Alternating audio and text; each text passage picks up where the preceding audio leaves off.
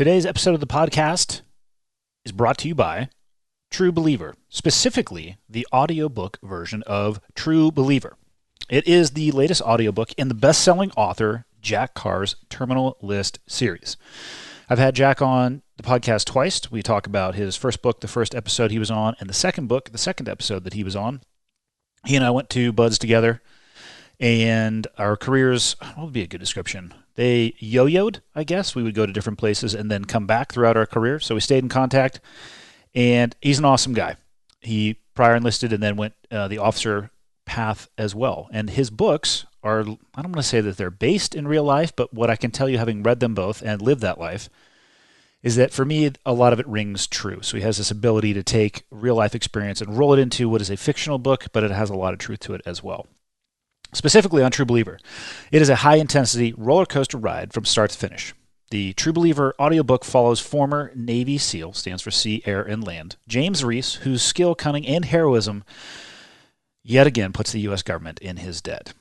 True Believer explodes with action and authenticity that cements Jack Carr, 2 R's in that, C-A-R-R, as the new leader in high-stakes thrillers. The audio edition of True Believer is available wherever audiobooks are sold. I highly recommend that you check it out. This episode of the podcast is also brought to you by HelloFresh. HelloFresh shops, plans, and delivers step-by-step recipes and pre-measured ingredients so you can just cook, eat, and then enjoy.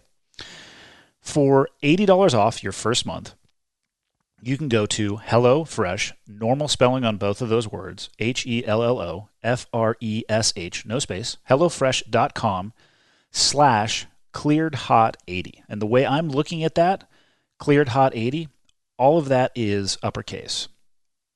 So for $80 off your first month, go to HelloFresh.com/clearedhot80 and also use the code clearedhot80. So let's talk a little bit about what HelloFresh is. Essentially, it's home-cooked meals made simple. It makes cooking delicious meals at home a reality, regardless of how comfortable you are in the kitchen. From step-by-step recipes to pre-measured ingredients, you can have everything you need to get an incredible dinner on the table in just about 30 minutes. In my experience, it's somewhere between 25 to 40, so we can call it 30 the sweet spot if you would like. It's incredibly flexible. That's one of my favorite things about this. And it's going to fit your lifestyle. You can add extra meals to your weekly order, and you'll understand this better if you go to their website, but you can add an extra meal. You can add sides like garlic bread or the one side that I think goes with any meal, cookie dough. What? Yeah, who doesn't like a service that lets you add cookie dough? And it allows you to make deliciousness part of your every week. There's something for everybody, from family recipes to calorie smart and vegetarian, and fun menu series like the Hall of Fame and craft burgers. Speaking of the Hall of Fame, the meal that I enjoyed the most, the one that I think you guys should go immediately smash into your face, was the Tuscan sausage and pepper spaghetti with tomatoes and Parmesan, because that's what you need to have on Tuscan sausage and pepper spaghetti. It was an amazing meal. It was one of many amazing meals that came in the box that I tried. It's not something that I would probably have made on my own, but you lay the ingredients out in front of you, you follow the directions. Let me put it like this. I can cook a few things okay. The rest of the stuff kind of scares me in the kitchen, but with something like this where it lays it out for you, it's pre-measured, I found it to be incredibly easy. So what I recommend is you go and give it a try. And again, for $80 off your first month of HelloFresh, go to HelloFresh.com/clearedhot80 and then use the code clearedhot80. And that's it. Let's get into this episode. Episode 99 is with 2 very close friends of mine, both repeat guests. The first is Evan Hafer, the founder and CEO of Black Rifle Coffee, which, if you know anything about me or the podcast, you're going to know all about Black Rifle Coffee. It is an amazing service. They have a monthly club that you can be a part of. You get a delivery every month. I personally get 2 bags. I get the calf, which is caffeinated as fuck, and I also get the Silencer Smooth, and they're my 2 favorite that I use for my espresso machine.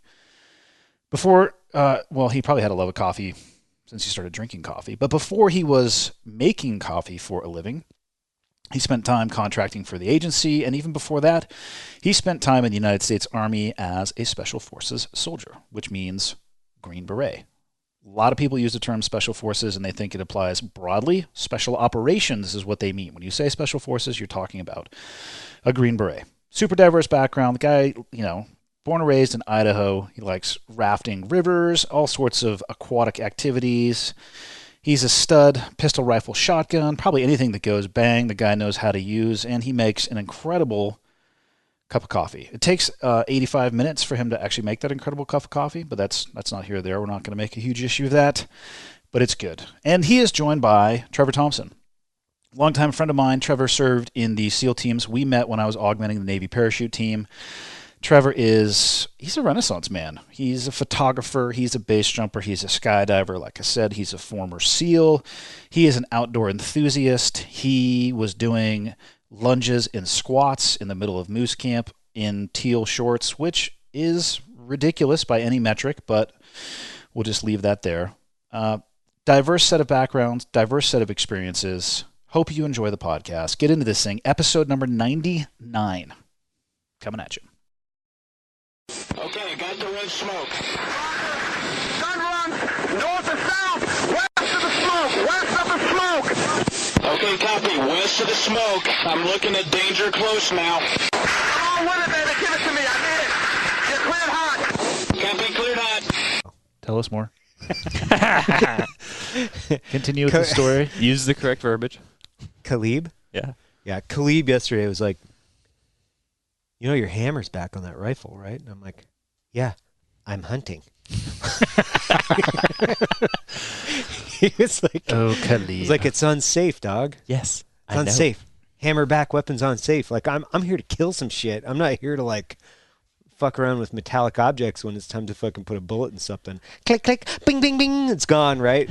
So he probably wouldn't like the 1911 platform either. No, and everybody was like, and I'm actually way more conscious of those things when I'm around people that don't know a lot about firearms. I'm like, I try to be like over, look at, it's empty. Yeah. I'm not pointing it at anyone. Look at, I am exemplifying good gun safety rules around everyone. Look at how I don't flag anyone as I'm getting on the boat. Look at how the barrel is not pointed through the object we're floating on. Look at those things. It needs extra holes, though. But I was trying to think of the worst example of weapon safety or lack thereof that I've ever seen, and I can't Rolodex and pick the one that I think is the worst. Oh, wow. You've got some good ones? No, just being around, even at civilian ranges. I mean, the internet, of course, is a great, like the guy shining the laser through his hand and then he just blasts a freaking hole through his. It's a classic. I love that. That's one of my favorite videos. The dude at the gun range, the gun range with the 6-shooter, he's just like, you point him out, bam! And you hear the guy say, did you mean to do that? And he looks over and he goes, yeah. Yes. Yes, I did. I got so used to Afghans pointing guns at me that I just kind of got immune to it after a while. It's like, because you would tell them, and then I just was making sure that, okay, if that AK is unsafe and I can see that it's unsafe, that's the best I'm going to be able to do. Like, it's the best I'm going to do. I can't fix it all. I had an interpreter confiscate an AK from a guy because he kept swinging it through me with the laser on, and I'm like, I don't know what that means. Don't do that. Did it again and again. I'm like, take his fucking gun. Take that gun. You know what's weird? Have you guys noticed this with people who've never touched a gun? If you hand it to them, the natural first thing they do is put their finger on the trigger. Yeah. Yeah, every time. Why is that? Is it because of the ergonomic design of it? But why? It looks like a handle. Almost every time it goes right there, and you're like, oh, God. Yeah. What are you doing? Jesus. If I handed you one of those, like, TNT things that you just, like, push down on the plunger, would you just go, awesome, thank you, I'm going to push down on this now? No, but I've dummy. seen it with kids and just people who have little to no experience around it. It's bizarre to me that that's the natural place for it. Archery equipment's the same way. You hand somebody a bow of any type, and they grab it and start pulling on the string. Yeah. What are you doing? My first bow was given to me because I blew its cams off that way. Funny story. I gave my father my very first bow, and weeks later, I think it was my uncle that sold him out. He had taken it home. He came to visit Montana. I sent it back with him, and my uncle, I think, sent an email. I was like, did your dad tell you about what happened with the bow? Shockingly enough, no, he did not. Apparently, he'd been waiting on the new set of strings for a month because the first thing he did when he got it home was dry fire that sucker to pieces. I still haven't seen that happen. I'm just waiting. I've seen it. I'm waiting for the day. I've done it. I was with Dudley at Salt Lake at the Hoyt Indoor Range. And you know what's funny about being, you guys have probably all seen this. If you watch Dudley go watch people shoot, they come unhinged. Really? Yes, oh, yes, They do. will start shaking like a dog shitting razor blades. Like people who normally have their stuff. They get very nervous having him stand over their shoulder and shoot. Well, he stands over everybody's shoulder. But True. Yeah, but I don't know. It's performance anxiety. But this guy was on the range, and all of a sudden I just hear, and like the arrow went like 6 feet, and this dude's just holding this pile of shit in his hands. I don't think he had done anything. He didn't fire it. It just, the thing completely came apart. Wow. It physically represented what was going on in that guy's mind. Yeah. It just came unglued. But you'd think, I did at least, right? Which I thought incorrectly. Which is, you dry fire pistols and rifles. All the time. Dry fire them all the time. There's no arrow in this. Fucking dry fire this bitch. You cannot do that. I did it right in front of Richard. I took it down. I have done it once, and the bow I think was fine. I took it down on off his wall in his office. So I took his bear. He had a bear there, and I took it down. I was like, oh man, I've never shot a compound bow. These things pretty whack, and it just like bang, just everything came and go. Ooh, Yeah, man. he's like, looks like you got yourself a new bow. There you go, buddy. I think Like, they're that's okay perfect. some of the time. They are some of the time. Dudley has a great story about a guy who was dry firing his bow in the basement of his house. Didn't want to wake up his wife. Did you hear that story? No. It's awesome. He's like, man, this is super expensive, like dry firing my bow in the basement. Just getting his reps in. Just get his reps in.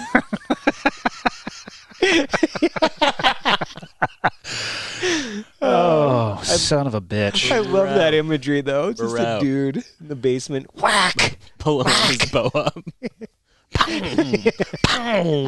Taking it in for string reline Yeah. every 20 days. I don't know what's going on here. Yeah. I'm just practicing like I Just should be. practicing. Just dry firing, dog. Just getting my reps in. No, Get I your was reps in. legitimately, I was in the backyard one time and I drew back and got to my anchor point. Pin was just floating a little bit. I let that sucker fly, but there wasn't anything in it. Oh, seriously? Yeah, full on just, Little amped up. Thought Nope. you put an arrow in. no, I was like having a conversation with somebody, I think with one of my Oh. earpods in. Right, And it was okay. The next arrow went out of it. All right. right. I think Oh. they're, I don't know. I think that different bows react differently. I think I just got lucky. Yeah. I think that's the case. Evan, what do you think about your first big game hunt? Well, it's my first archery hunt, big game hunt. It's not your first archery hunt. I was there Well, giving you big game advice archery and hunt. feedback on your very first hunt. Yeah, so I've killed a few animals with rifles, but not with a one of these bow and arrow things. This is a beautiful place. It really is. It's beautiful. I actually don't know how to describe where we are other than northern BC. Yeah, Somewhere near Prince George, like west of it, I think. Northwest, yeah. northwest. Like near It's- Vanderhoof, actually. That's, I think, the closest town. Is that? Did you just make that up? No. That's literally It's a the closest real. town. It's a real place. Vanderhoof. Interesting. I Which like is that the- name. Hoof of a Vander, I believe. Makes sense to me. Yeah, I don't know what a Vander is. I think that's Norse for goat. Could be. Yeah. But it is beautiful. So we're on Moose Island. I know that. Yep. The question is, though, are we actually on an island? I believe we're just on the other side of the lake, and it's easier to get it on this side with a boat. Truth. I was looking at the map today, and that was a question that I asked: was, are we on an island? No. And the answer was, kind of. We're surrounded by lakes. Thank you for that So- non-answer. I suppose by that rationale, North America is an island because it's surrounded by oceans, but Very true. It I mean, is. every continent is actually an island. correct. When you think about it. I think we just take the shorter route here by just getting on the boat. I like the boat. I mean, I like the boat ride. I do. I mean, if it got up to plane earlier, I think that would be better. But I understand why it doesn't, because it's loaded down. I didn't realize you were such a boat person, by the way. You have a fly fishing company or a Yeah. rafting guide company in Idaho. Correct. Yeah, You grew up on the water, right? I did. I grew up on the water. I grew up Like a merman. kind of, yeah, like a shorter, less cool version of a merman. But I grew up in Lewiston, Idaho, which that's like the capital of aluminum welded boats. And so most of these boat companies out here are manufactured in my hometown. And then my girlfriend in high school and college for like 6 years, and then her brother and her dad, they manufactured one of the first aluminum welded boats like ever when they put a jet boat in it. So I kind of grew up around jet boats, and I've driven a few of them, a lot of them. Do they just have a shorter draft and a different turning radius and steering ability? I wouldn't say steering ability. I think it's because it's a jet pump. So instead of a prop, it's like a jacuzzi pump. Like a big jacuzzi pump that's on the exterior or the underneath the water where the prop would be. There's actually a jet pump back there, and it pushes a fuck ton of water. Obviously, you're around boats. Did you guys have jet boats in the teams? I don't think so. Even the H-Sacks were like huge outboards. Yeah, they are. Yeah, no. They're all prop boats? They're all prop. Are they? Yeah. Yeah, jet boats are really interesting because they that you've got your engine is in the back of the boat underneath the aluminum, so you'll have this big engine housing. Mark V's. We were around jet boats. Oh, yeah. Okay. Yeah, I know exactly what you're talking about. Yep. Yeah. And then they have these massive pumps on the back, and obviously it's essentially jet system, which is intake and then push. And then you steer the boat with basically it's a flange covering on the back of the pump, and then it moves left and moves right. Yep.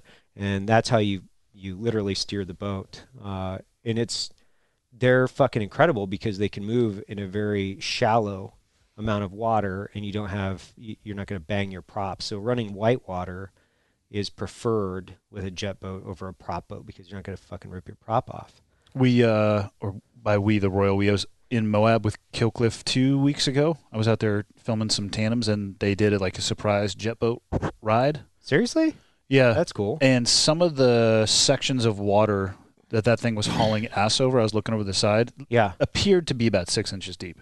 Yeah, that's about all. A lot of these big boats, once they're on the plane, they only need a few inches, and because they're moving at such a high rate of speed with water displacement, obviously with physics, speed and displacement, all this energy, you can move in 3 to 5 inches of water. Yep. That's why they're so great at going upstream in whitewater, up or down, because you've got a lot of control. You can push, you can push a lot of water left and right, and you can just really move up through rapids at a better, more effective way. And we were talking about it on the way out. Like, I like stick steer boats. I don't like.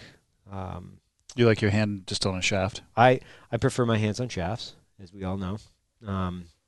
But yeah, I love jet boating. I mean, I love just rivers in general. I've rowed a lot of rivers.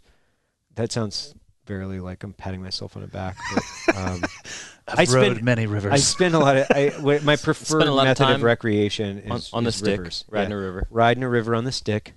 You know, so you with enjoy my the buddies. water. You're a waterman. I really enjoy the water. So yes. you definitely made sense to join the Army. Yeah, that was smart. Well, it just made sense because it just seemed easier. You know, I was like, oh, it's so much easier. And you know, it did.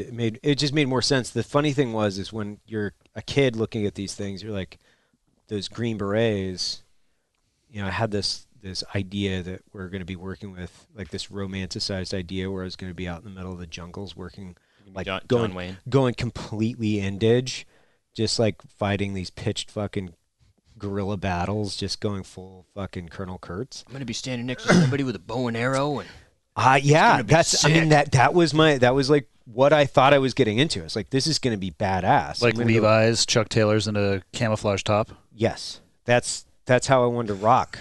Like, I was like, we have like a bunch of Hmong in the jungle of Vietnam, like, you know, because we were reading Vietnam books. Oh. So the way I was envisioning my war experience was like doing cross-border ops with my fucking tribal dudes. Me wearing my floppy cap and my whip. Fuck gear. Yeah. How much camo face paint did you wear in training?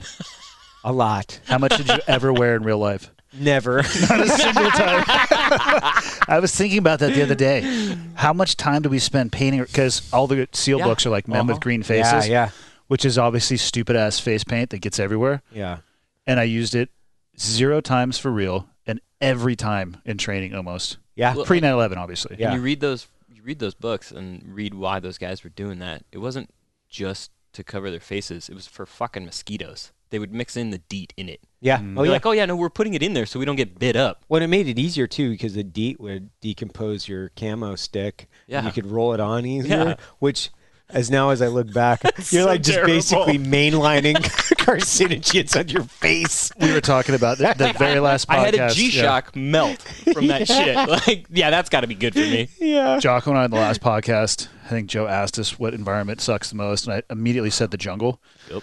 And I was explaining that 100% DEET spray that we used to put on our camis to like leave at a minimum overnight. We would just immediately put them on while they were still wet. Yep. Every time, and Like melted plastic. And Cam was talking about putting 100% DEET directly on his face. Why? Is he retarded? Just to keep the mosquitoes off. He's Where great. was he? What in the hell? I don't know. He hunts all over the place, but Yeah. I'm pretty sure it was Cam. Yeah, everybody had the story of like, warning, no direct skin contact. And right, just like spraying it on your face. The jungle is my least favorite environment of all. I hate it. I've been the coldest ever in the desert and also the hottest. But if I had to choose a place I would not want to operate, it would be the jungle. Yeah, I don't know. I did a few trips down the Philippines. I think you start to get used to it. It's kind of got this, I don't know, not like I spent a ton of time there. Just like there are things about it that I really like. Like there are things about it that I really like, and then there are things obviously that I hate about it. You know, I like the fact that you're wet all day long. You know, and you just get used to just being comfy. fucking wet, just like you're comfy wet. You know, not like Prickly little fingers. Not little, cold and wet. yeah, you're just comfy wet. Warm and wet. Yeah, warm and wet. You're just like, okay, we're fucking soaked to the bone. This is it. Doesn't matter. That was training in Hawaii in the jungles out there. Really? Oh yeah, all the time. I'm sorry, I forgot there was jungles out there. 3-4 days we'd do SRs and recon training, and it's like, oh, I'm just warm and wet all the time. All the time. Living in this mud. Don't take my boots off ever. No, You know? why would you do that? Yeah. I'm wet everywhere. They're not going to dry out. Well, you'd No. have to see your feet decomposing if you did. It's best not to look. Yeah. I stepped on a scorpion one time. I was in the Philippines, and I had taken my boots off. I was actually put a hammock up in a tree because I was the comms guy, so I was trying to get elevation for my antenna.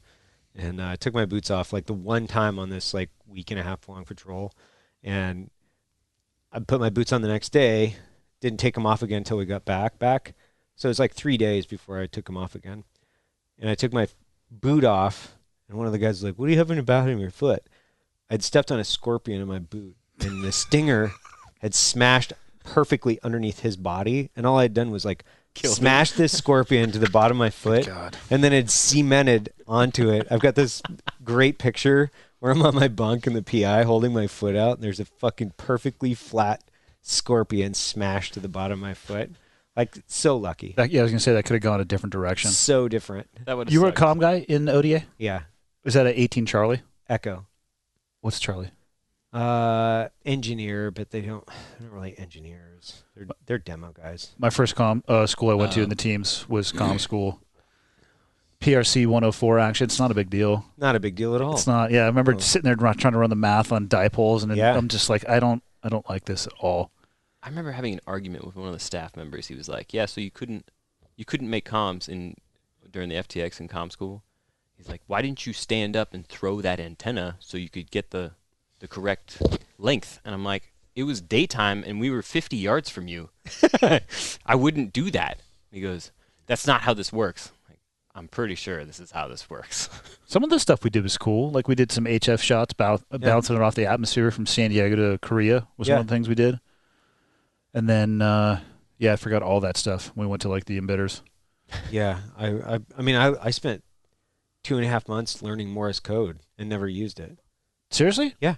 Oh my God. Yeah. Are they still teaching that? No, I was like, 25 years there's ago. like 6 more classes of it before they got rid of it, and we're like, and you have to test out at a certain speed, so you have to listen and then send at a certain speed. I forget exactly what it was. It was like 20 words a minute or something. Holy cow. So it's like you're a leg key, and you got this thing. It's a leg key that you fucking connect on, and you're sitting there going, you got your earmuffs on. You're in the middle of the jungle. Like I would slam. I'd collect up all the fucking Folgers, those little packs, Oh my God. and just create this like caffeinated sludge.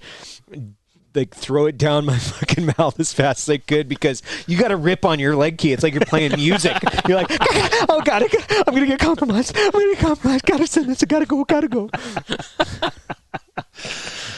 Oh my God! Did you ever lose a kick 13?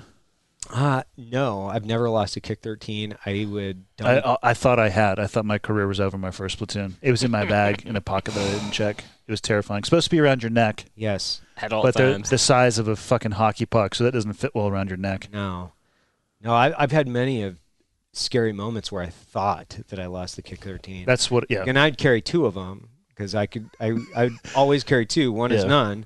So if one dumped its fill, we should describe what we're talking about. I'll let you because you're the comms expert. So a kick 13, it's this little brick. It has an in and then an out. So and a rotary wheel dial and a button. It needs an adapter. And this is the cool thing about it is it has like six. I think it's like six spots. 6 stations. And then one of them is test. The other one is Z. That's right. Yeah, one, that's right. There is a Z in a test. Don't mistake the Z for test. Don't mistake that. Z is short for zeroized people. Zeroized. Yeah, zero means you dump all your crypto, which means you're fucked. It's far too easy to actually get it into that setting. It is so easy. Okay, you just flip it. That's it. Yeah. You just turn a switch. There's no stop gap. There's no lift this, push this. And you're always working at night, which is like the other issue. And they say that it has a loom tape for the numbers that never fucking works. It never works. Maybe it worked when they installed it 25 years before you got it. Yeah. Those things, man. I would carry two of those because I was always afraid of losing crypto. Yeah, typically like that thing never lost crypto. Yeah, like I never lost crypto. It was it was a safe, but. You'd always one is none, and then you'd have them running on both sides, and I would be filling radios all the time because dudes never knew how to fill 148. Like they were like, "Hey man, can you fill my radio again?" Like you know how easy this is, right? I Z'd it, but it's called job security, I guess. I don't know. Attached to the device. It by accident. Attached to the device and push the push to talk button on the device that you want to suck the Kick 13 crypto into. And what we're talking about for people who are completely lost right now is... It's like a rubber button. Well, no, it's the encryption on the radio. There's narrowband and wideband encryption. Some radios use other ones. What is it? ANDVT, and then what else is there? Vincent. Yeah. See, like I said, you're the comm expert. It means nothing. So Vincent just, voice for Vincent. That's all. One, you sound like a robot. The other one, you sound like we sound right now. And the other one's data. Yeah. And... literally, we just lost most of your audience because I've never put on a comms class where everybody didn't just fall asleep instantly, like 30 seconds into it. And at the same time, feel free to lose one of those devices and your career's over. Yeah, done. Well, then they gave us this other thing, which was like you might be the Crazy 10. Did you guys ever use the Crazy 10? Which was like impossible to learn how to navigate as just a rig. Like I remember that. Like it was impossible. Like because they would change it it seemed like every 6 days they would change the formatting. And couldn't you have a crazy amount of loads in there? So your career was guaranteed to be over. Like a million. Yeah, a million. It was like it was like carrying the nuke football. You could run an entire country's crypto on the one device. And so you'd have, if you loaded all of like the coalition forces crypto on one box, could screw everybody. You just had it in your cargo pocket, like cruising around, spitting Copenhagen on the side rails of your fucking Humvee. Like, I should be entrusted with this. Yeah, everybody should trust me with this. So yeah, just imagine the consequences for people listening. If you lose that, the entire country has to roll to fresh crypto because they assume that it's been compromised. That shit has happened. Well, no, the funny thing is like we didn't even know how to use them, so the coalition forces wouldn't even know how to, or non-coalition forces. Oh no, they just look at it as a wizardry box. What is that? What is that thing? Shit, I mean it's the same thing with the Kick 13. Like, they pick that up and go, what the shit is that? Well, they would push the button and get a little flashy red light, and they'd be like, "What is this stupid thing? What does this do?" Yeah. So now that we've lost everybody, we're going to transition. Fucking. How did we get on comms? Oh, we're talking about the J. Yeah, we were all comm guys. That's how that happened. The J, the jungle. Yeah, the jungle is pretty awesome. Have you ever seen a moose in the jungle? No. Well, that's good because I've never seen one in BC either. Have you ever seen a moose in real life? I saw one the other day. I've seen one twice here. The second time was the first day we were out. They're about wee big. Did it have people wings? Who can't see it, I'm making a pinching motion with my fingers. It's about a half an inch because they were way in the distance. And the other one is the first time we were up here hunting bear. I had a speech in New York, so I left midway through the trip, Right. And I was driving down the road, kind of spacing out. And as I kind of came to, I noticed there was a moose running next to the quarter panel of Dusty's truck, racing me in the dark. I could barely just see its head. And I didn't know what to do, so I just let off the gas and let it win. That's crazy. Seriously? Yes. Those guys said those things will run next to you for like 3 miles. I was just spacing out on one of these. Why can we not find one right now? Why are they invisible? Yeah. I don't know. They call them swamp donkeys. They're more like swamp ninjas. They call them swamp donkeys? Yeah. That's what I call Jared Taylor's girlfriends. Same thing. I call them swamp donkeys. Yeah. Do they look like moose? No. They look like donkeys that have just recently climbed out of the swamp with a bunch of algae all over them. They're pretty rough. He's the source of a different podcast altogether. Yeah, you're right. Yeah, you're right. Yeah, so what do you think about the Moose Island, BC area so far?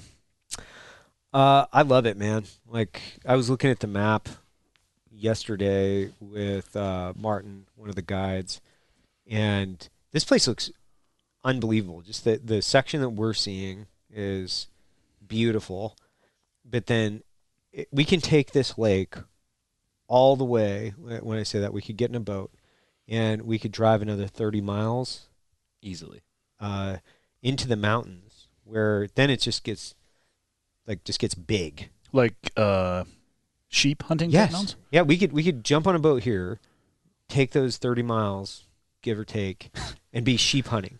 So what's crazy about that is that this is a man-made lake. Yeah. And have you heard about how they made it? It's a gravel. No, you guys took the other boat last night. So Ash was talking about it. They basically just made sure nobody was living here. Right. Flooded it. So underwater is straight up forest, like we're surrounded by. And he said eventually sometimes the roots of the trees that are still vertical will rot and break loose, and these fucking ICBM trees come up and they will penetrate the holes of fiberglass boats. Get out of here.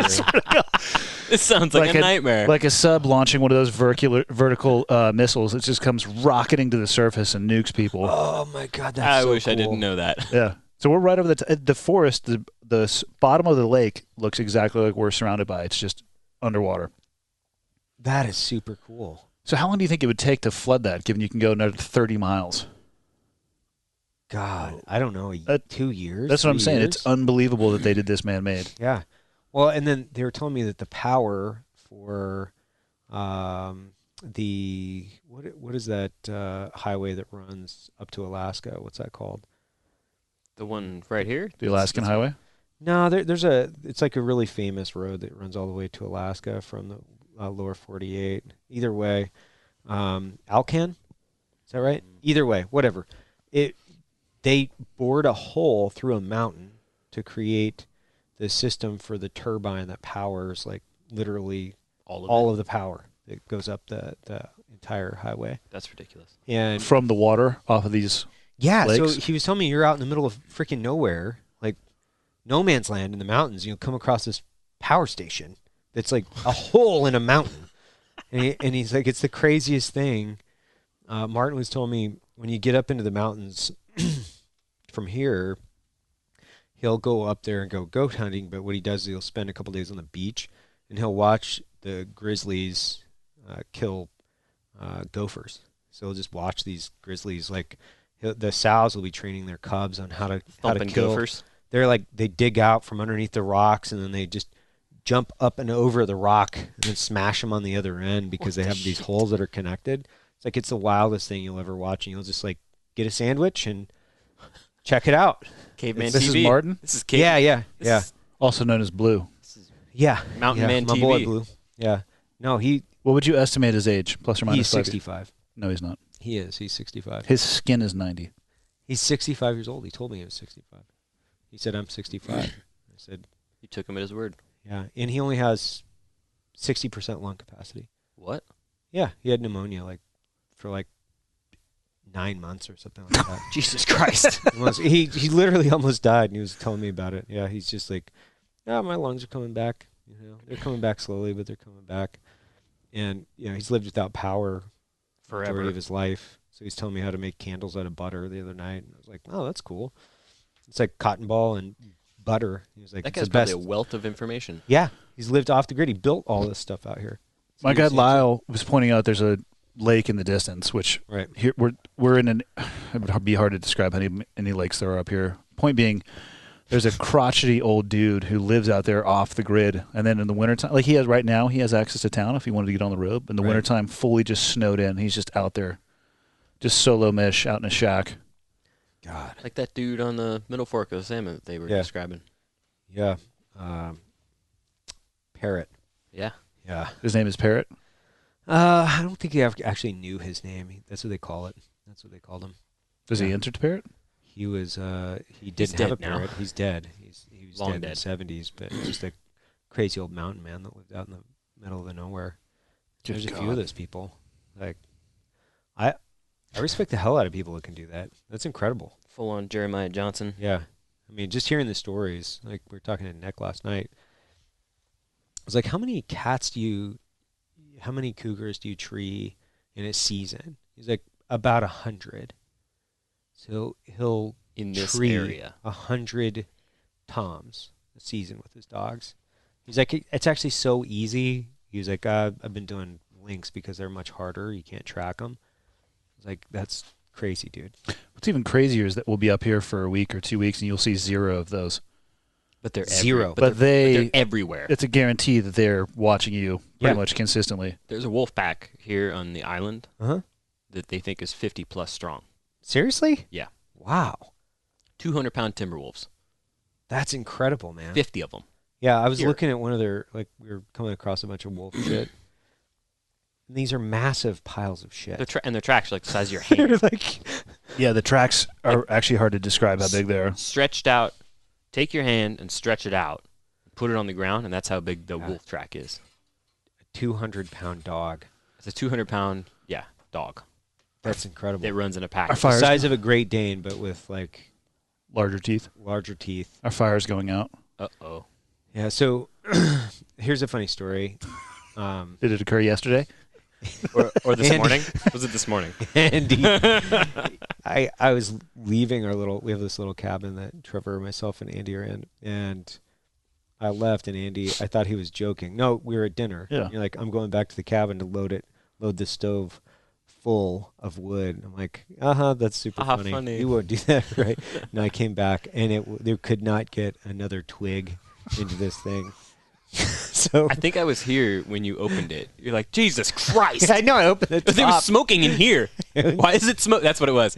Why Yeah. is this smoking? It was so full. And at 2:00 in the morning, I was so hot. I was naked on top of my bed, sweating profusely. By the I way, had to go outside. it's like to cool off. 35 or 40 degrees outside. Yeah. This is not. It's not Arctic. This is, yeah.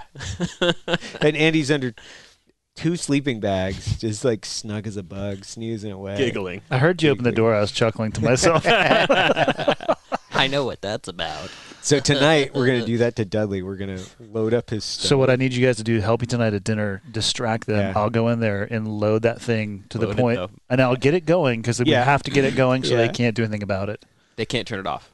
And I'll close their door and leave the vent thing on wide open Let it rip. and move some of their plastic things or boots close to it. And they'll pay. They will pay. What's new with Black Rifle? How things going? Oh, things are going great, man. We just launched the exclusive coffee subscription, so that was a big deal. It took me probably a year and a half to put together. Went It great. was pretty awesome. Yeah, Flying Oak was our first coffee, so from tip to toe, like all the designs, selection process, all that was my project. So I put that together. Took me a while, and then our next coffee is going to be Power Llama. It's coming out next month. And we're releasing a ready to drink. So a coffee Also known can. as RTD. It's no big deal. RTD. Coffee in a can, basically. So it looks like we've got a few convenience stores that are already signed up to do that. Yeah. Circle K, I believe, is one. So 4,000 stores, give or take. That'll be good. And aren't you opening some retail stores as well? Yeah, soon we at just some opened point? up a Bernie store, Bernie, Texas. So is that number 2? We have one in Savannah. We have 2 more going in Savannah, Georgia. I and we have our retail location in Salt Lake. We've got another one going in San Antonio in the next, I think, 6 months. So Whitefish. Whitefish, yeah, that store in Whitefish next to your jiu-jitsu gym. That thing's going in, right, within the next 6 6 days. months. 6 to 7 days. Yeah, 6 to 7 days. We're gonna expedite that. Surprise, Ed. Yeah. I think. I mean, that'll get on the road. So there's a new coupon code too. But Yeah. before we get to what it is, you should probably, now is a good time to admit what you've done. Oh yeah, I think it's time for me to come clean. Andy Stump is the real founder and CEO of Black Rifle Coffee, so he's finally got his own discount code. What is it called? Well, the true story of this is that I wear the Black Rifle T-shirts often, and most of the time, if not all of the time, people wait until I'm boarding an aircraft, and it's almost always the guy on the window seat or in the middle seat who reaches over the people sitting next to them and like taps me on the leg like, "Hey, man, Oh, this I one? love Black Rifle Coffee." And I go, "Yeah, me too. It's awesome." Like, "Do you work for them?" And I'll say, "Yeah, funny enough, I founded the company."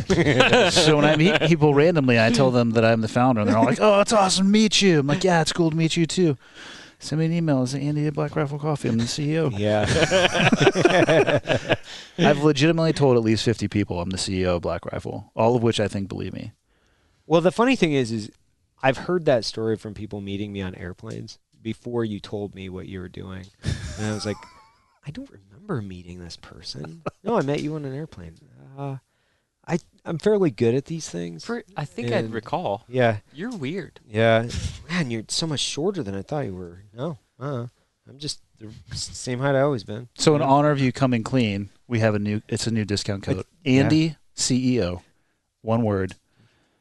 Surprise yourself. It's one-time use. Go big. Yeah, go big. 20% off. Andy CEO. Yeah. Happy Halloween. Yeah. Closing it. I'm closing it because it's hot. Yeah. Whoa. It gets hot over here It's- next to my bed. Where your head It's a is. fucking- Where Evan's head is. I feel like my feet get warm at night, but not my whole body. So I just keep my feet out. I'll switch you out. No, we're I'll good. switch you out. Tonight, like we've already discussed, our room will be a reasonable temperature, Good. But Dusty and Barclays and Dudley's. will be a little warmer. Yeah. Well, Trev, you saw a moose today, right? Yeah. I did. What the hell does that look like? It looks a little bit like Bullwinkle, but he doesn't talk the same. And Weird. there's no raccoon. Did he make noise? The one you It saw? did. So we were coming from a lake up a road, and Ashley spotted it. I was looking the other direction up at a different section of trees, and he said, "Oh shit, there's a moose." So we stopped. Did he just happen to see it? He just happened to see it, and it saw our car, so it kind of like moved. It stepped out pretty quick into a section of trees. It was coming from an old growth to like a Christmas tree height, like 8-ish foot tall. Because a lot of this area used to be logged, and this area has been replanted with trees, so they're 6 to 8 feet tall. So this thing moved out into there, which is perfect because that's about the same height that the moose are. But the good part about it, and Ashley had to explain this to me a couple days ago, was you want to get the moose in those new growth trees because we can move up on them. It's not so dense and thick that you're making a bunch of noise moving into them. Over like you the deadfall and stuff? Yeah, which so is that horrendous. You can get into like 20, 30 yards, no problem. And because they're taller than us, the trees, the moose don't see you. So you can make a pretty good move on him. So he hopped out. I hopped out with him. How far away was it when you guys hopped out? He said it was about 30 to 40 feet off the road when he saw it the first time. And then when I saw the trees moving, it was probably about 50 to 70 yards away. Oh, you were in the car when you first saw it? Yeah. Oh, okay.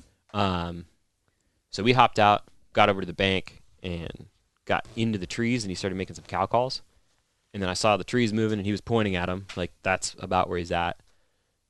He made another cow call, and then I kind of shifted, and I could see the paddles. He had keyed in on us and looked at us, and he was probably 110, 120 yards away. And so we started moving towards him, and we would stop, listen, and he would make another cow call, because that thing wasn't quite super interested in us. It wasn't talking, making noises. By the time we got within about 60 of it, he made another cow call, and it was broadside looking in our direction. and it was like 58, and I didn't have a shot. We waited like 30 seconds, and it just wouldn't move, and then it literally turned its ass so that the tree was between me and its ass, walked off, was behind some more trees, and then it started grunting. So then it was talking back to Ashley, but then it moved off and disappeared. But He thinks it's because it had a cow, right? so we both heard crunching. So if the moose is at the 12 o'clock position and that's ahead of us, we heard crunching off to our like 3, 4 o'clock in that old growth. So we think what happened was when we spooked him on the road, he wasn't super spooked because we cow called and he stopped. We must have split him and the cow that he's been with during the rut. Got it. So he was like, that's not where my cow is. Like, what is that over there? Like, that's weird. But he was curious because he was making the calls and he was making these grunts. But Ashley was saying, like, if they're really coming in, they're going to make a really breathy grunt. And this was more like a, like just it. The noises they make are ridiculous for an animal of that size. Oh, yeah. So it sounded like that, like off in the distance, like 3 or 4 of them, and then we just didn't hear anything else. So he moved off and kind of got away from us. We tried to loop around and find him, but, I mean, I did get a really good visual of what a 30-plus inch spread on a pair of moose antlers would look like. Did it look pretty massive up close? The body was huge. Really? I mean, the hump on the back of him was above the Christmas trees. Wow. What? Like, just the hair was, like, poking above it. Everything else was covered. His ass was sticking out behind the back end of one, not the whole, just like a hunk of it. And then his neck and head were above the trees. Wow. Looking at us. Honestly, I'd be cool just having that experience. It was. No, it was. Just seeing that. And it gave me a good idea, like, holy crap, this is a gigantic animal. Because at 58 yards, he looked like the size of a car. Wow. Like, I'm like, okay, that thing's huge. Like, huge. Because it took 3... Imagine a Christmas tree. I'm saying Christmas tree, but for real, imagine a Christmas tree in your house. Right. Imagine 3 of them lined up next to each other. Mm-hmm. He was poking out the ends. Wow. Dude. And over the top. I saw a black bear run across the road. So did I. That's all I have to offer. I've seen 2 black bears so far. 1 cub. So, and then muley today. And, cow calf. Mm-hmm. In the distance? Close. Cow calf first time was 70 yards minus. And then the one last night was 200 on the nose. Because I ranged her. Were you guys in the car both times? Correct. That's why I told my guide today, I was like, statistically, we're at 100% on the road and 0% in the fucking bush. So Yeah. maybe we just like stay on the road for a while today and see what we can see. Let's run the numbers here. We've been bombing off. Driving around, bombing off down into the areas where they think they might be, and we've had no success with them answering with a call. Yeah, we're seeing them. Fresh-ish sign is what the guide says. Quite frankly, to me, the footprints all look the same. But correct. Yeah, to me too. Ours has been exactly the same experience, except that moose. Like no return calls, no sounds, nothing, except the one that we had already spotted. So I knew for certain he was there, and we still didn't get him to talk for 20 minutes. Oh, wow. It still like took 20 minutes. We could see him moving around because he was Right. bumping into trees and shit, and then saw his head. And finally, when he like kind of skirted off a little bit, he made a call back. Wow. But Ashley was saying like because he might have had a cow, or probably did, that he hasn't kicked her and gone back into rut. Right. So when they get more ruddy and they're looking for a cow, Yeah. he's like, that thing will turn on a dime and just like, like come at you. It's like sometimes it happens so fast that the hunter has a hard time getting out of the way to get a shot. Like they're just dead on coming right at you. Wow. I don't know if I would enjoy that experience. Yeah. So I asked him about that. I'm like, so what do I do? He goes, oh no, we'll just like, you'll be here and I'll be over here and like I'll call him past you. I'm like, okay, what if he's going too fast? And he says, oh, just like grunt at him, like give him a and he'll turn. He's like, just make sure he doesn't really see you, because then if you shoot him, he might get pissed and try and get you. And try to like it's a 20-yard, it's a 1,000-pound animal. Are you joking me? Yeah. I can't reload my bow that fast. Evan has the Royal Reserve rifle. Evan is currently presenting a lever action. Yeah. From my understanding, destroyer. too, they'll pin you to the ground with their paddles, and then they'll just stomp your face into oblivion. Precisely. So I was like, what do? He goes, wait and jump out of the way. I'm like, oh, my God. I ran the course of action in my head coming up here. So yesterday when Dusty, because I was like, man, I think I want a rifle. Because I just ran the course of action, multiple course of action. One, I took a look at all the grizzly shit that I was coming across. Which is plentiful. Correct. And they're how big he showed you some good paw prints? Yes. Holy shit. That's when I said, I think I would really just psychologically prefer to have a firearm. Yeah, to just a boomstick. Yeah. Because, you know, I mean, it's kind of like a blankie. I just want a blankie, but it's like it just ran the course of action in my head. I'm like, all right, you're calling this thing in. And he gave me the same thing. Like, they run directly towards you. And they're 1,100 pounds. And I'm like... They have to be more than that. And now I have a fucking stick flying through the air at an elephant. I'm like... I'm gonna throw this. I'm not gonna bet my. I'm not gonna bet my life on this. I'm gonna throw this 400 grade stick at you. I will throw this fucking piece of lead at you, moving at 2,000 feet per second. Yes, I'll do that. I'll feel a lot better just like stepping into the bush. And last night we were cruising around in there, and I was talking to Martin. I'm like, what is that smell? It smells like my dog rolled in shit. And he was like, oh, that's a bear. Didn't want to scare you, though. That's why I didn't say anything. I love that he just, like a bear close to you? He shelved Yeah. it. He shelved the information. He knows what's going on. Yeah. He doesn't want to scare you. He's not going to say anything. He was like, well, we better get going. I'm like, dude, what are you doing, man? It's like a ton of light out here. What are you talking about? He's like, oh, just thinking about getting going, just taking off. What do you say? Hey, let's get on the road, What do you know, eh? He sounds like this. And I'm like, yeah. Oh, okay. Like, you're hey, the guide. Man, you're the guide, I guess. I'm like, what does that smell? It smells like a wet dog rolled in shit. And he's like, oh, that's a bear. Didn't want to scare you. And you're like, it probably is a good idea to get going. He's like, fuck. Don't want to be out here after dark. Don't want to get going. I'm like, yeah, that's probably right. I don't want to, a fucking hairy clawed freight train running at me through the fucking night. I really prefer not that. I thought about that when I pulled up that first night in my truck alone. By yourself. Yeah. And I was like rooting around looking for a radio. And I've been here twice before bear hunting.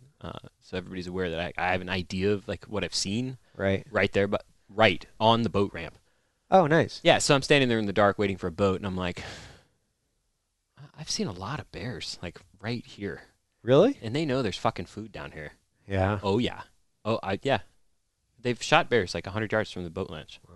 So, yeah, I'm like, this is that time. The black bears I don't mind. I don't feel like running into a grizzly bear ever. No. I wouldn't. Well, there's wolves, all sorts of shit out here. I would have sat in my car till sunrise. I would have sat in there. Yeah, I would have been in there too. I'm kind of afraid of bears. Yeah, you grizzly think? bears. I went to my happy place. I went to the shoreline. Yeah, that's true. They can swim fast too, can't they? I guess. I don't know. They would Moose just look can, at you apparently. like, look at that giant chicken. It can swim. I'm going to go out there and kill that thing. Who was it? They were saying a moose could Dust- swim across this lake in 15 minutes. Yep. They said they're Oh, yeah. fast as shit. I've seen that. Those fucking things motor. I've been fishing in lakes in Idaho. And seen them. And fucking moose will just come skirting by you. And it's like, Like how there's like a close? wake. Oh, 3 feet. No way. 3 feet from our boat. They don't Just give two eyeballing you? shits. Yeah, it's so limited, the tags that you draw up there. So they don't really give two shits. I'll be fishing on the bank. And there's one lake specifically, there was a moose that I used to fish at all the time. And you just be casting or doing something in your float tube, and there'd be a fucking moose 3 feet away from you. And there's a hot springs not too far from there too. So I'd hike into this hot springs, me and my girlfriend or whomever, and I was soaking in this thing one afternoon, and literally it was like a horse came tromping off from out of the bush and then stuck its face right into the hot springs next to me. And This wasn't concerning to you at all?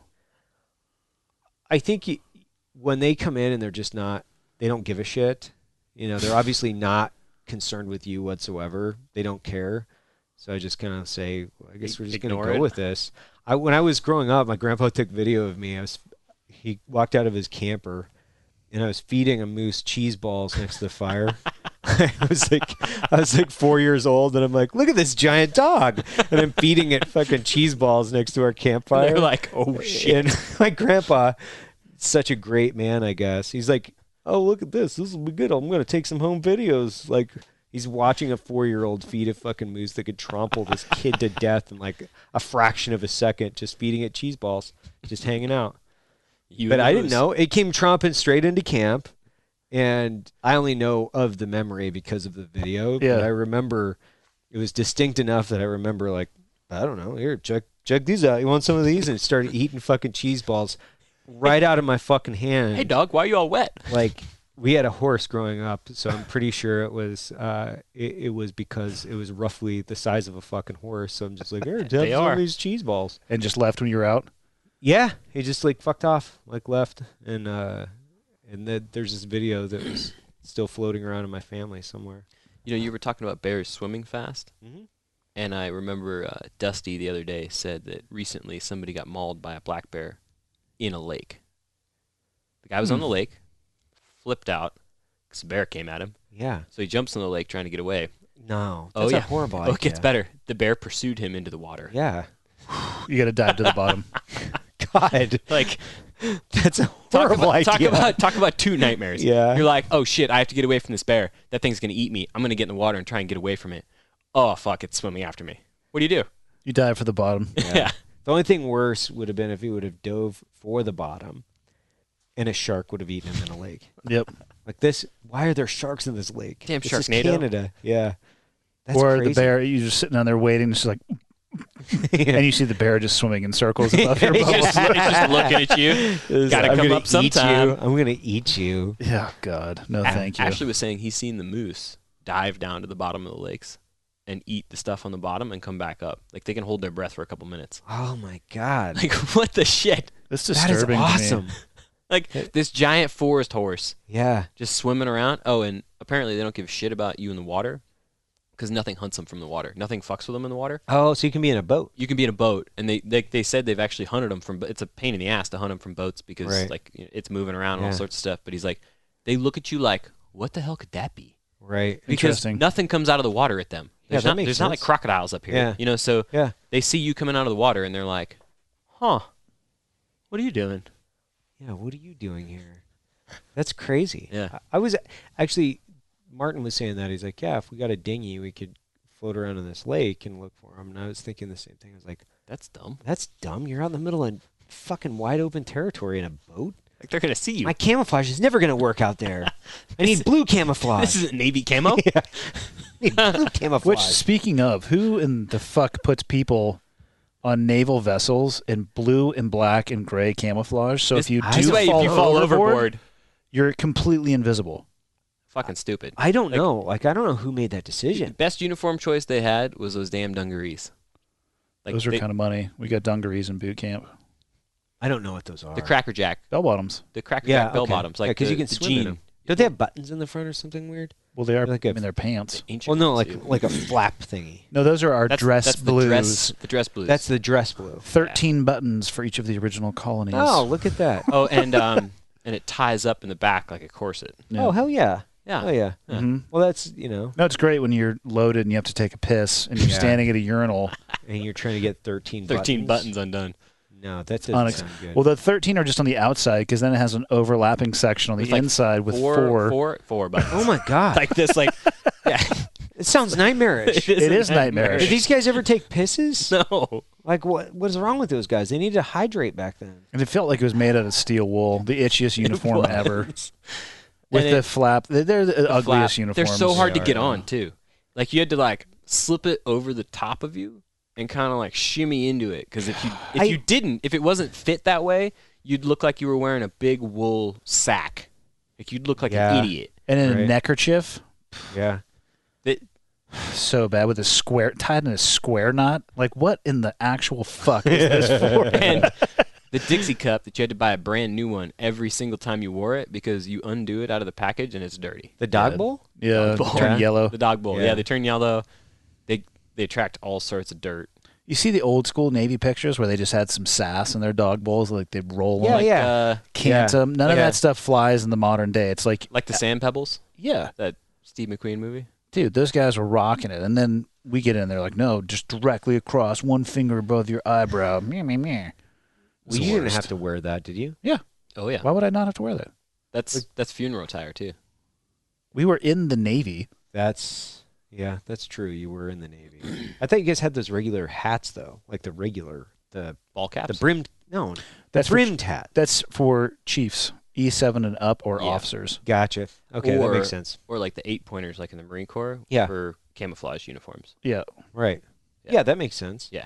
Yeah. But yeah, if you're E6 or below, you're wearing a doggy dish. You're wearing a dog bowl. Dog bowl. I understand. In dress. I never made chief, but my understanding is at some point you actually go bury those things on the beach when you make E7. The dog bowls? Yeah, it's part of their... I wasn't a chief. Interesting. So I took the test and it was too early. Yeah, I did not. I also got passed over twice. I was like, fuck yourself. What's going on here? So then I put a package in to become an officer, and they're like, "You are approved." You're perfect. Like, oh, you will see the error in your ways very soon. You are now in charge of the Chiefs. I literally went from being an E6 to an O1 from September, what is the last day of September? Whenever it flips to October 1st, I went from E6 to O1. 0 additional training. It was awesome. You didn't have to go to like surprise bitches. school. I did many months later, and they allowed me to miss 3/4 of the classes because they were totally non sequitur to the career. Wow, that's crazy. It was great. Yeah, you could never get away with that in the Army. They'd be like, yeah, you have to go back. To be an SF officer, as a matter of fact, when you commission as an officer in the regular Army, you have to go back through the Q course as an officer. What the shit? You have to earn your tab again twice. Yes. Break down the Q course for me, because I don't think I've ever actually had somebody explain it from soup to nuts. Well, when I went through, it's different now, but so it's like I don't know what it looks like right now. Tell me about it, what it looked like when it was hard, like when you went through. Yeah. The last time it was hard when you went through? Can we hear about it? They had like your first selection, so to speak, is the packet, right? It's like you just have to turn in your packet and see if you get... And you get chosen. You get chosen to go to selection. Selection's only, like, it was like 24 days or something like that. And all they're doing is they're just running a easy... When I say it's not easy, but they're saying, okay, we're going to put these guys through a grinder for 24 days to chop physically away. Intensive 24 days. Yeah. So it's like the PT test is fucking incredible because it's the most strict PT test you'll ever take. Like your push-ups have to be perfect, and they just sit there and go one, because they read it absolutely the way that it's supposed to be done. Yeah. And nobody enforces that really to the standard. Or the until that day.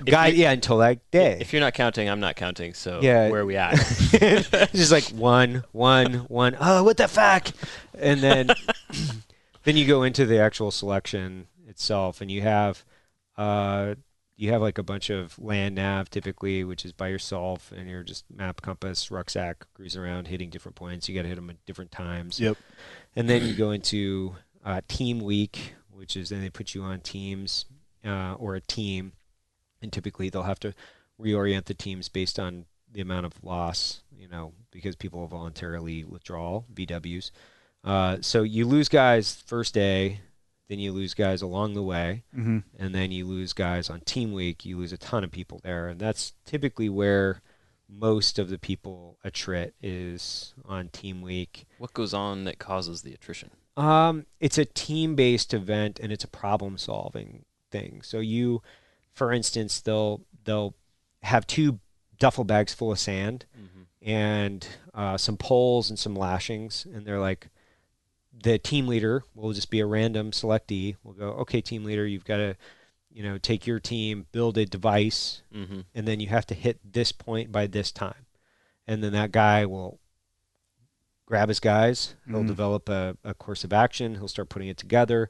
And typically it's not just sand. So then you'll have like sand, and then you'll have like 6 full water jugs, So you've got like sand and water jugs. So then you've got to come up with a plan that gets your device from point A to point B with your team, and then also some type of rest period. So you're trying to rotate through, and you've got to design and implement this entire thing throughout this iteration. You'll do a few of those a day.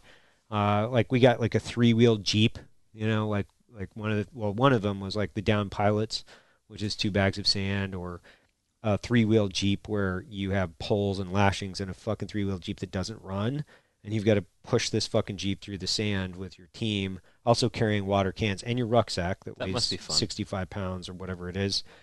So you've got to design and implement it, whatever device, using very rudimentary things. Yeah. And then you do like PT and stuff too, but that's not like where people are typically. It's like land nav, team events. You do like log PT, which you guys have done a ton of that. But you don't really lose a lot of guys on that. And then you, just if you finish, that doesn't mean that you graduate selection either.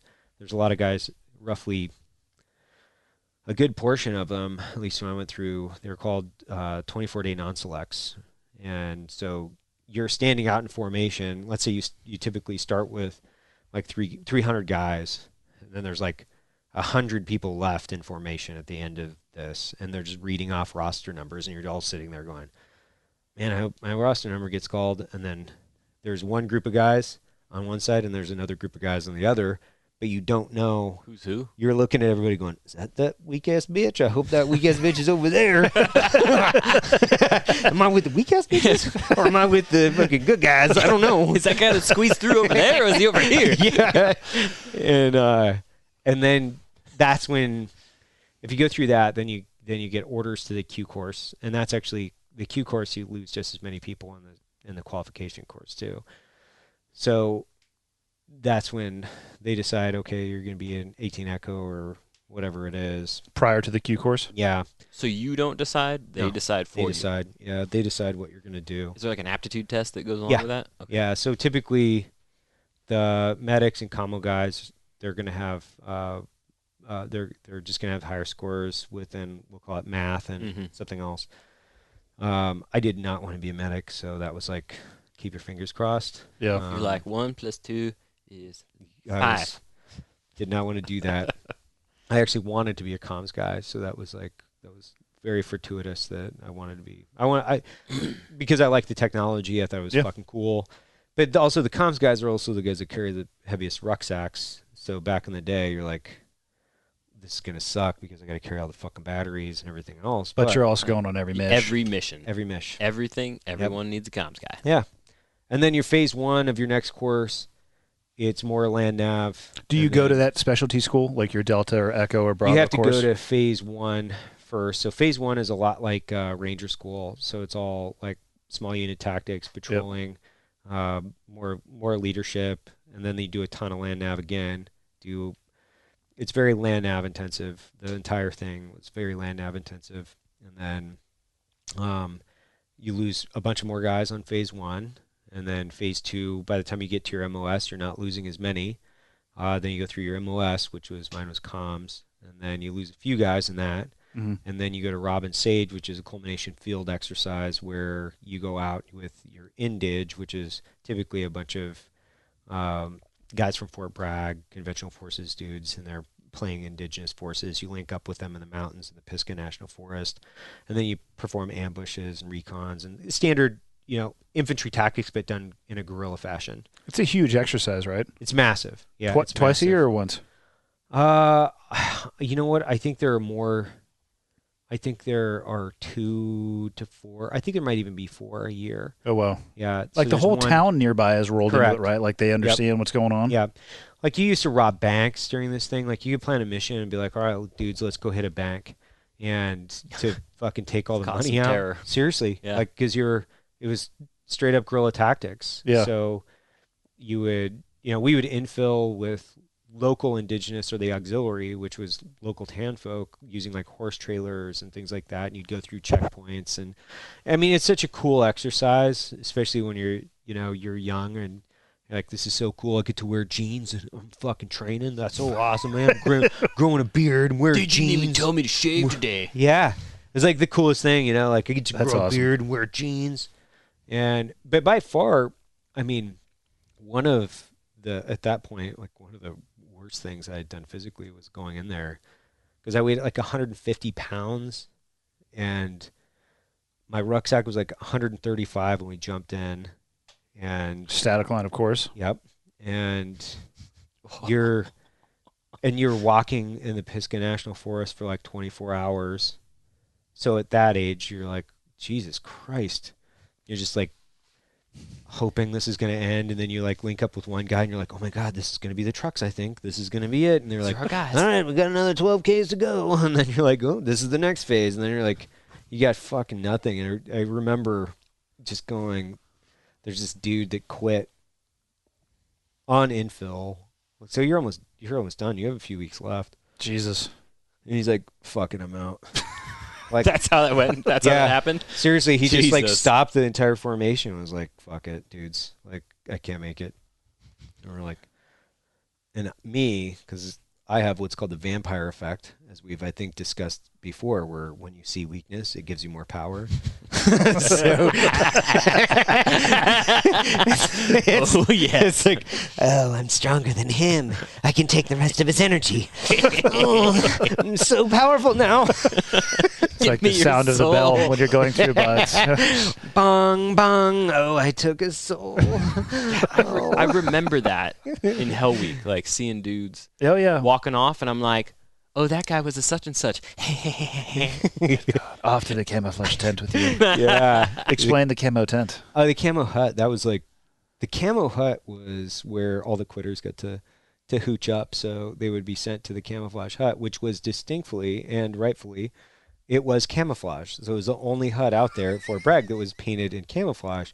And you would just walk past the camouflage hut and you never want to look at it because you didn't want your eyes to be tainted with such a fucking horrible thing. Like Medusa. Yeah. Can you imagine the conversations periphery being had in there? Yeah. Oh, yeah. All of them like, man, and that's when I told the instructor this place is fucked up. You know what I'm saying, dogs? Yeah. So I would have totally made it, but I was going to kick his ass. Was it the quitter hut, or was it the hut that the people who the staff didn't like made them go their hut?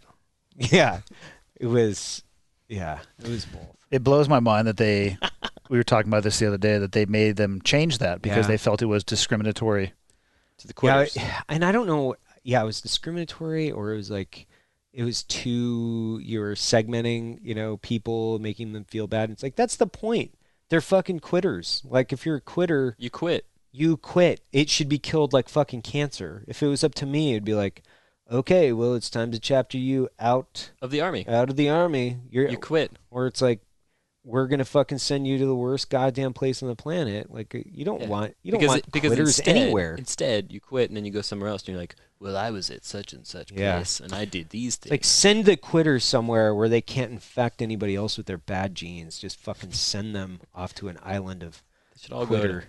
Would they let them reattempt the course? No, typically. If you got injured, you could. So like injury drops could. Or could if an attempt instructor it. pulled you for performance, like, you're trying as hard as you can, but you're actually holding everybody fucking back, so we're going to just pull you at this point. Yeah. So there's a difference between a person that quit, a person that had a health issue, and a person that was pulled. Now, typically the person that was pulled for, you don't have the strength. now, But go back, fucking Develop the strength and come back. But if you quit, that's kind of a cancer that you have to kill with radiation.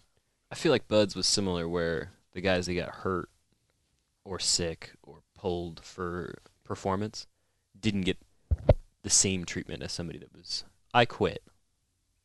It's the same treatment when? Is it when they reapplied? Yeah. I don't know how well they tracked it, to be honest with you. I know that you could get, obviously you get one med roll, one performance roll at Buds. If you use them both, you're gone. But I think it's a 12 or 24 month out into the fleet and you can come back. And I think you can reattempt it 2 or 3 times. I don't know. I've known a ton of guys that have attempted it multiple times. Buds? Yeah. Yeah. No, Yeah. I worked with guys who quit on their first time through. And they came back. They came back, yeah. Sometimes it was they were probably just too young, didn't have the mental capacity for it. Or sometimes you'd see it, the ones that you'd see these really strong students when I was an instructor, and then one day they just fall apart. Right. And most of the time they had like some horrendous family issue occurring. Oh, right, yeah. Like a death in the family, like their mom or dad. I'm like, dude, what the fuck just happened? My mom just died. I'm like, okay, well, let me help you make some good decisions here. Like, let's not throw everything away. Like, you need to be honest about what's going on here so we can, get you back in the pipeline if you want to come back in. Right. But That makes sense. Those are circumstances that make sense, right? Yeah. I just don't know if your odds would be any better repeating it. I think they might almost be worse. I didn't know. Because you know what's coming, but then you don't know what's coming after that thing. After that point.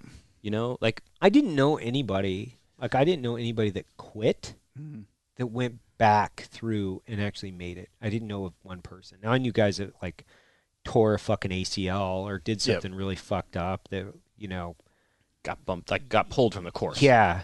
Like, I knew guys, like, there are tons of guys like that, right? It's like, because those typically are guys that are like, I physically can't do this. Like, it's just not something I can do, but they're still trying to work their way through whatever fucking injury, and they're like, okay, you got to get the fuck out. But I never knew guys that were like, I quit. But then again, I'm sure there are the guys there, they probably just wouldn't say it. Yeah, they're not going to lead with that on your first conversation. Hello, my name is Bob. I quit my first time through.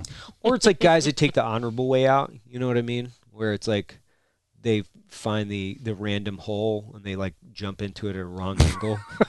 They're like, oh my God, oh my God, oh my God, I blew this knee out. Oh, you know? Jesus Christ. That's what I call the honorable way out. Like, get hurt like a fucking man, like cause a goddamn injury. But What do you see most guys doing when they get out? SF guys? Yeah. Oh man, that's so hard to put a pin on. I see a lot of guys struggle. It's hard in the SEAL community, too. I'm just curious if there was anything you see trends. I see a lot of guys struggle. Like, that's what I see more With than what, do you anything think? else. Because you have so much of your personal identity wrapped into the profession. The Green Beret? Yeah, just like the SEAL teams. It's like, this is my identity, this is my team, this is my tribe, these are my people. Like, you spend more time with them than your family. Yeah. Yeah, oftentimes. And you've tried so hard to accomplish that, and that's like, for most people it takes years to accomplish this. Like, this is years, culmination of fucking For sure. everything that you can, 100% effort that you can put into this, and then it's gone, like gone the next fucking day. And I think the most consistent theme is it's guys struggle with transition to try to move into a different tribe and then reclaim an identity or professional identity doing something else outside of being a Green Beret or Navy SEAL or Force Recon Marine or whatever it is. I don't see, I would say that the most consistent profession that guys move into after that I knew was some type of government Contracting. work. Either contracting, or I knew a ton of guys that would apply to, like, federal employees with like the agency or the FBI or, DEA, ton of guys like that. Ton of guys love that type of work, and they're suited for it. They love it. Yeah. And good for them. And then the guys that don't go into that, I would say police and fire.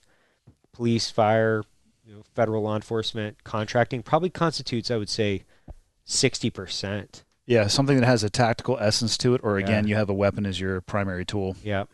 Yeah, it's probably the majority. And then the rest of the guys, like, go back to school, get, another bachelor's, if they don't have one, a master's degree or whatever. I've seen a ton of guys totally reclaim their identities doing something completely different. Yeah. Which is always fucking super cool to see, where I'm like, dude, you're a glass blower now? What the fuck? Really? Awesome. Yeah, that's awesome. You're a fucking beekeeper? Yeah. More time than not, you see them doing it, and they're just crushing it. They're crushing it. Because they take that work ethic mentality to a task that I don't know if necessarily that's always present in their competition. It's like, holy shit. Yeah, and some of I think the most accomplished guys are guys that when they say, I'm going to start over in this profession at the bottom, and just kind of humble themselves at transitioning and saying, I want to learn this new skill, do this new thing completely different than what I was in the past. And a lot of guys, I see a lot of guys too, they stay in, where they stay in the guard, like, or the reserves. Yeah. I get lost in the guard and reserve world, where 1 year of service equals 4 weeks against your retirement. That math just gets blown on me. I still don't quite understand it. Like, I was in the guard, I was in the 19th group for a long time, and I still don't even understand it. I'm like, okay, whatever, a good year is a good year. But I know a ton of guys that get off active duty, transition, they kind of use that as their kind of holding area. Yep. Like they can hold on to a little bit of their Like they're past, happy like, purgatory. Yeah, exactly. And then they can look to see what's a good profession they can move into. They use that as just really kind of I would say a holding area as they're getting off active duty and then moving into something else. I know a ton of guys that have done that. And that works really fucking well because you're not in the military 24 hours a day. It's an easy transition It instead really of is. rip the Band-Aid off. Yeah.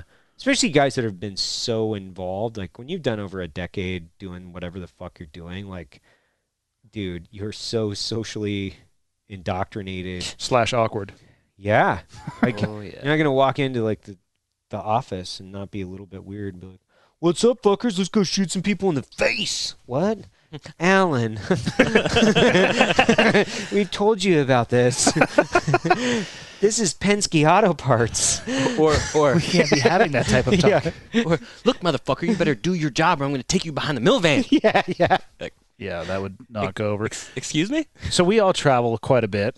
Yeah. How many of you, if you were still in the military, would board a goddamn aircraft if they said, "Active duty military with ID, can you please now come up in front of everybody and display who you are and board the aircraft first?" Would you ever take that offer? Present yourself.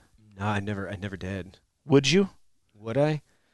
I guess it depends on how many people were on the plane and how bad I wanted to get to my seat. How hungover am I? And There's Yeah. nothing, do I need to sit down? There's nothing that could make me get on the plane and I don't know. I just am like, wow, that's on presentation? yeah. Like, okay, let me just go ahead and put a target on the back of my head and display to everybody what my occupation is when I could just sit here and just, be like everybody else and get in my seat 2 minutes later. I mean, my constant thought is that damn plane isn't leaving without everybody that's standing in line right now, and it's not leaving any earlier or any later. Like, why the fuck do I need to get on so much earlier? I just always tell guys, just think about having a low confused. profile. Yeah. You don't Yeah. have to wear Molly on your backpack in the airport. If you're going to, you better have your fucking American flag oriented properly. Correct. And you don't have to wear your, cargo pants with desert jungle boot. Yeah. Like there's like a uniform. I think that's, I don't know. I mean, maybe it is. I've seen plenty of special operations guys dressed like that too, where you're like, yo, but dog, I feel like those you are got to dial back. Like, That's what I'm saying. I actually gotta think it's dial back the dangerous to a Molly. degree. those are guys Yeah. that went from identity to that is the only identity they want to have. yeah. And then they're like, no, I want people to ask me what I did. I've actually seen quite a bit of that too. Right? Like, Yeah. I want somebody to go, oh, did you do fill in the blank? Right.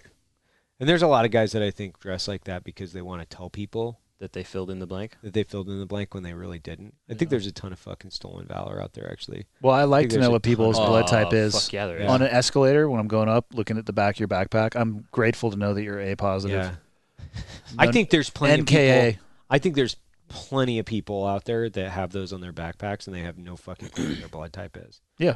There's like, I am A positive, A plus positive. And then they I'm a positive guy. And then they write NKA on there and don't Yeah. know what that means either. Which for people listening is no known allergies. Yeah. But that's insane. Like the level of, Yeah. I think, especially when you go to a place like Posturing. SHOT Show, Posturing. that place is, you and I have had that conversation before. Where We that go place to is an elevated fucking position so I can stay crazy. away from everybody. Yeah. The 511 booth is great. When you see people riding around the scooters for those who are unable to walk good, and they're in full multicam, Yeah. and both of the rails are full of the gift bags from each of the vendors, I'm like, I'm in the wrong location. Yeah. Yeah. I'm not going to judge with that person's life externally. Of course, internally I am at all Yeah. times, but all the time. Yeah. but I gotta, I was driving in Kalispell a couple weeks ago, and this car pulls by me, and it just says it's a Tacoma, similar to yours with the bed in the Rack back and the bed. and the bumper or the license plate was Seal 1. Immediately, I'm like, hello, Hello. and Florida plate on the back, massive Trident sticker, SEAL Team 1, Vietnam ribbon, and the guy who hops out is clearly in his 40s. Yeah. Like, Clearly. wow, cool, man. Is that Yeah. your dad's truck? Did you say anything? I couldn't find him. I was Oh. sitting in my car. I had to get my Yeah. breathing under control briefly, and then I was pissed that I didn't have my binos in my car because I was gonna try to get a better view. And then a kid came out with him too. And then I went into the grocery store, like I was looking on my way in. But when I went in and shopped, And when I came back out, the person had come in with a kid, so I had to let it go. But it's like, come on, you know? Maybe that's somebody's kid who is a SEAL. I don't care, because you shouldn't have that much stuff on your car. No. Ever. I ran into a guy asking for trouble. I mean, we did that as a joke to one of our LTs. Yeah, but at least that person was actually probably a team guy. Yeah. Right. You do that and you're just asking. And it was a joke. You're asking for trouble, because in one question I'm going to judge your response and you're done. Yeah. What budget class are you? Nah, you're done. 42. 5 Charlie Alpha. Well, mine was East Coast, so I had the one time I've had better. a guy where I asked him what buds class he went through. He's like, the one in 1960. I was like, God damn it. yeah, And he told me he served with SEAL Team 3 in Vietnam. I'm like, oh, you mean the team that was commissioned in the 80s? right. Gotcha. That all one. of them, just all the lies. Real Just cool, all dog. the lies. You might as well go both feet in the bucket. I was up in Idaho with my wife and kids. Like this is like this gets insane for people like us. So I saw this like jacked up Dodge truck, and I mean it was like 10 feet tall, like big fucking mud flaps on it, and it had a skull, Punisher skull? like a full on skull in the back. But then it had a Green Beret on the skull. Mm-hmm. Oh, God. And then it had like special forces, and it took out the entire back of the guy's Like window. he had it specially made. Like So it I've was never subtle. seen something. Yeah, Like, super that's subtle. The biggest decal ever. And I see this, and I pull in to the parking lot with my wife and kids, and I park like right next to it, and I just put it in park. My wife's like, "What are you doing?" I'm like, "Just waiting. I gotta make some phone calls, and I'm gonna wait right here for a while just to see, I need to see some stuff." Can and you she's move? like, I need to see this truck. "Yeah." She's like, "Why are you so crazy about these things?" I'm like, "It just doesn't make any sense, man. Like, none of my friends would have ever done that. Like, who the fuck this person was thinking?" Fuck those guys. Yeah. And most of the time, it's like, "Oh, look, sport guy. Like, oh yeah, oh hey, yeah. Well, take that off, because I mean, I know that's like a cheerleader. And by the way, when I mean take that off, I'm going to stand right here while you take that off. Take that off. Till it's off. Here's a razor. So she gave me about 15 minutes before I literally was like, "This is stupid. I got to get out of here. This is like, I don't know why this is frustrating me." Like, I'm building But energy. like, I'm just gonna kill him. I'm like, I just got to get out. I'm with my wife and family. I'm on vacation. I just need to relax. Like, God. Then sometimes I think about the person who decides to do that and put that on their truck. Let's assume that person was completely full of shit. Right. Maybe they weren't, but Yeah, maybe they were. maybe they were. Chances are they were. Chances are they were. So Yes, that person who certainly. decides to do that and decides that they just want to live their life as a fable, Yeah. what the fuck does that say about that person? Yeah. I mean, what does the rest of their life look like if their entire identity and the narrative that they spin to people is all based on just a fabrication? I think about that when I get calls from friends of mine that are like, "Hey, can you ask somebody about this name?" People that are putting on their resume that they were in the teams. Yeah. And I'm like, I feel like I was surprised to get the second one. Like the second call, like, "Hey, Right. can you check this guy out?" I think I've had like a dozen. Yeah. Like, Yeah. are you fucking kidding me? Yeah. Like, why is this so prevalent? Because it's so popularized is the I- only I, reason. I, no, went to- I understand that, but why do people do it? Like, I get why they pick the thing. Because right? it's easier than But- actually doing Oh it. my god. I went to Knowles Wilderness EMT course out in Oh yeah. out in Yosemite. Like Out in the Yosemite, like yeah. the remote EMT stuff. Yeah. Yeah. And I show up, and one of the guys there is wearing a Trident pen. And at that time, Like a I was little like, one. Yeah, the little one. Which is like, a 100% indication that that person's likely full of shit.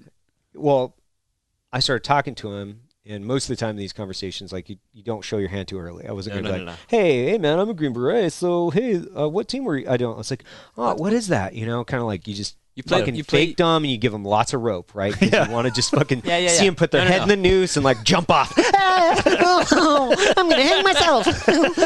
Bluff, bluff, bluff, bluff, bluff, bluff, bluff. I already knew your cards, dude. I already knew you're fake as fuck. He's like, oh yeah, it's in the teams, you know, it's in the teams and stuff. And I'm like, well, what do you do now, you know? Just striking up conversation. He was like, well, I was a flight attendant for a while. And then I was like, that's a standard transition for every fucking team guy. Like they were 10 like, to get out of the 15%, SEAL teams, yeah. and they go straight into like flight attendant school, like Working for 99% Southwest. of the time. Huge. Immediate. nothing against flight attendants. I'm sure they're lovely people, but typically that's not a transition that is made as we were talking about professions. And then I start giving him more and more and more fucking rope. And then it's like, well, yeah, I was in fucking SEAL Team 6. Of course.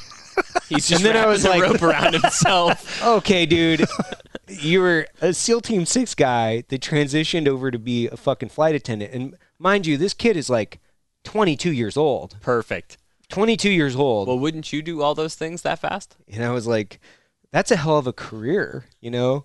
And I was like, well, yeah, so, and then I obviously showed my cards and was like, so, you know, blah, blah, blah. That team doesn't actually exist. Like whatever fucking number you said, that doesn't exist. That's an even number and you're telling me you were in San Diego. That's not going to fucking work, dude.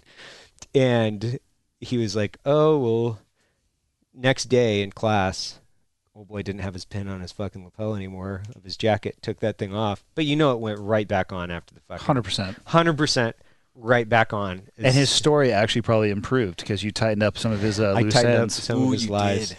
My good buddy Patty went into a bar a few years ago. He's telling me this story. Mind you, he's a federal law enforcement officer. Like gun carrying, badge carrying, like federal law enforcement officer. Goes into a bar in his hometown in Massachusetts. He's just home for Christmas. Massachusetts, by the way, is not a hometown. Well, a home state. Yeah, but it's a small town. Nobody would give a shit about what it is.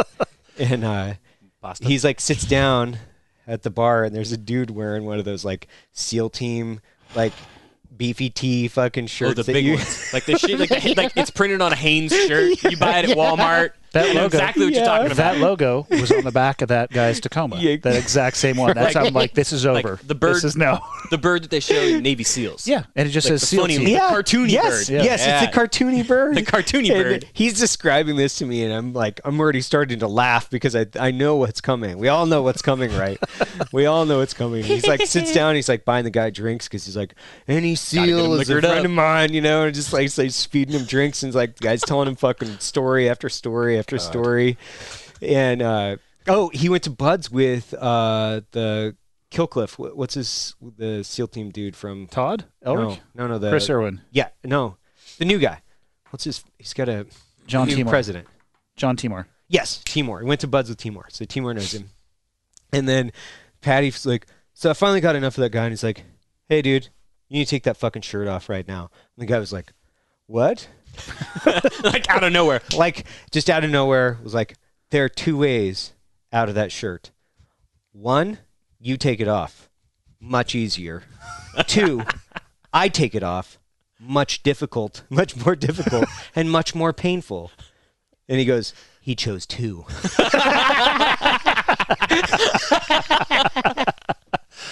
He chose two. He's like, I was dragging this dude out of this bar in my hometown, like ripping his shirt off. No, he's like, I ripped the fucking back over the top of his head hockey style and just started fucking upward cutting, fucking pummeling his fucking chin into his nose. This must have looked like the most ridiculous fight. Like, are they fighting? I think he's trying to take his shirt off. Took his shirt off.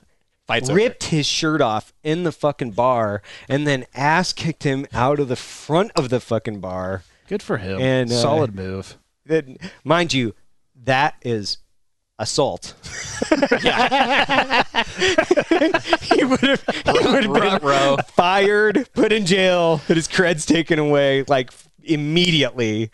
But as he's telling me this story, we're both like fucking gut rolling, laughing. He's like, I didn't care. It's an honor. It's an honor thing, man. You know, it's an Does honor that happen thing. much in the ODA world, SF world? You guys catch that, people claiming to be that? I think it's less because I just don't think there's not as much. Is the Navy SEAL thing too famous right now where people are picking that instead? I think they pick that. I think that's what they like. It's the media thing now? Yeah. I mean, I think that's been the way. It's soup du jour, if you will. But it's been like that forever. You guys have had an incredible, I mean, you know, it's been like that for so long where you guys have done better at marketing. I mean, yeah, truly. And so people know or think, you know, they can't, you know, I can cover behind the aura, right? Where it's like, I can't tell you what I did. I was a fucking team guy or whatever. And you're like, well, what? And what's crazy is there aren't that many team guys floating around. Like legitimately there aren't. What, like there's ever been 7,000 or something like that are even in like ever graduates from the fucking program, right? 300 a year, maybe something like that. I think there's like 10,000 that are alive, right? Right. Something like that, or have gone through the program. But that's since like whatever the case. They're Since 61. Yeah. Yeah. A good portion of those are in walkers and wheelchairs. Right. So it's impressive how many stories of guys that have run into dudes, because there aren't that many of us to run into. Yeah. That you're claiming to another team guy that you were a team guy. We ran into one in. There are more people claiming to be team guys than there were team guys. Yeah, for sure. 100%. For sure. But probably by a magnitude of order. We ran into one on a dive trip in Key West. We sat down and we were just hammered already, and we hear this guy talking to his date about him Navy SEAling it up, and all the shit he's done, right? And there was 7 team guys on the island. It was us, right? Because we just got there.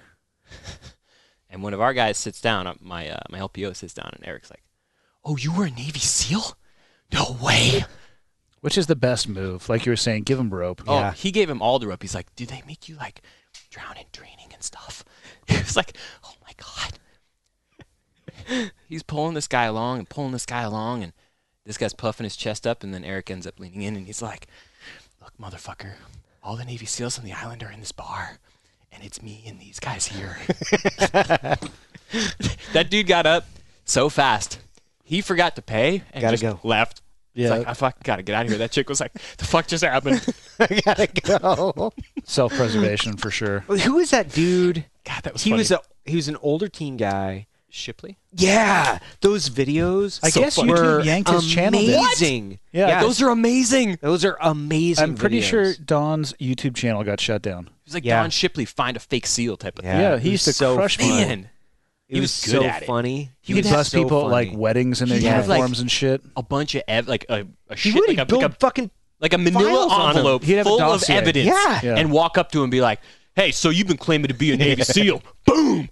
The amount of shitbaggery that these dudes were, like, it's like this guy was just like a total fucking tool. Like, never in a million years would he even fucking come close to passing as a fucking SEAL. No. They're like wearing their medals on a Levi's jean jacket at a bar.